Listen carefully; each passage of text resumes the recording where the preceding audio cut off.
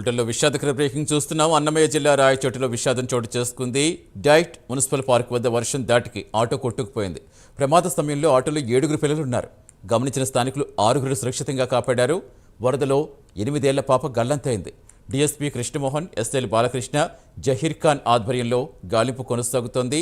ప్రస్తుత సమాచారం ఇచ్చేందుకు మా కరెస్పాండెంట్ సుధీర్ జరుగుతున్న. సుధీర్, చాలా విచారకరం. ఏంటి అంత గట్టిగా వర్షం వస్తుందా? ఏంటి అక్కడ సిచ్యువేషన్ ఎలా ఉంది ప్రస్తుతం? ఆచూకీ ఏమన్నా దొరికేలా కనిపిస్తోందా పాప ఆచూకీ?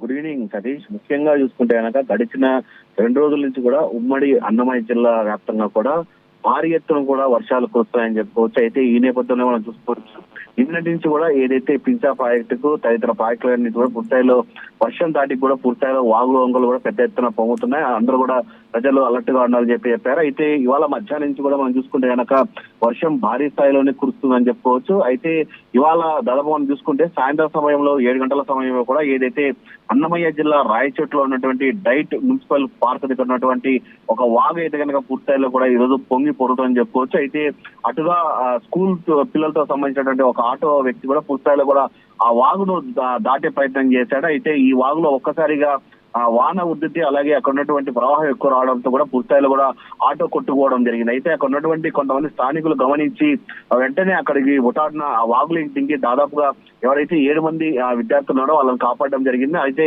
మరో పాప అయితే కనుక దాదాపుగా 8 సంవత్సరాలకు సంబంధించిన పాప అయితే కనుక పూర్తిస్థాయిలో ఆ వాగులో అయితే కనుక పూర్తిగా కొట్టుపోయిన పరిస్థితి అయితే ఉంది. అయితే విషయం తెలుసుకున్నటువంటి పోలీసు అధికారులు కావచ్చు, అటు ఫైర్ సిబ్బంది కూడా హుటాహుటిన అక్కడ చేరుకోవడం జరిగింది. ఎవరైతే గల్లంతైన బాలిక కోసం కూడా పూర్తిస్థాయిలో కూడా పెద్ద ఎత్తున కూడా ఇప్పటికే గజీతగాలను తీసుకురావడం జరిగింది. ఆ పాప కోసం అయితే కనుక పూర్తి స్థాయిలో కూడా వెతుకులాట ప్రారంభించాలని చెప్పుకోవచ్చు. దాదాపుగా ఇప్పటికి మనం చూసుకోవచ్చు 45 నిమిషాలు అవుతుంది. ఇప్పటికి ఆ పాప ఎక్కడుంది ఏంటి అనే దానిపైన కూడా పూర్తి స్థాయిలో అయితే కనుక అటు పోలీసులు అటు ఫైర్ మొత్తంగా పూర్తి స్థాయిలో కూడా ఆ జిల్లా యంత్రాంగం కూడా పూర్తి స్థాయిలో ఆ పాప కోసం ప్రయత్నిస్తున్న పరిస్థితి అయితే ఉంది. అయితే ఈ బాగు ఒక్కసారిగా పూర్తి స్థాయిలో కూడా ఏదైతే నీటి ప్రవాహం ఎక్కువగా ఉన్న నేపథ్యంలో కూడా గజీతగాలు కూడా పూర్తి స్థాయిలో ఇప్పుడు ఖచ్చితంగా ఆ పాపను వెతకడం కష్టం అని చెప్పి వాళ్ళు కూడా చెప్తున్న పరిస్థితి అయితే ఉంది. అయితే ఆ పాప దొరుకుతుందా లేదా అన్న దానిపైన అయితే కనుక సర్వత్రా అయితే ఉత్కంఠ ఉందని చెప్పుకోవచ్చు.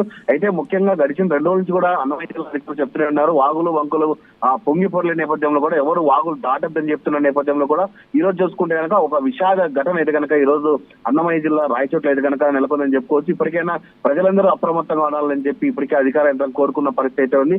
అయితే ఇప్పటికి ఆ పాప దొరుకుతుందా లేదా అన్న దానిపైన అయితే కనుక పెద్ద ఎత్తున సస్పెన్స్ కనబడుతుంది Satish. Right, thank you Sudheer.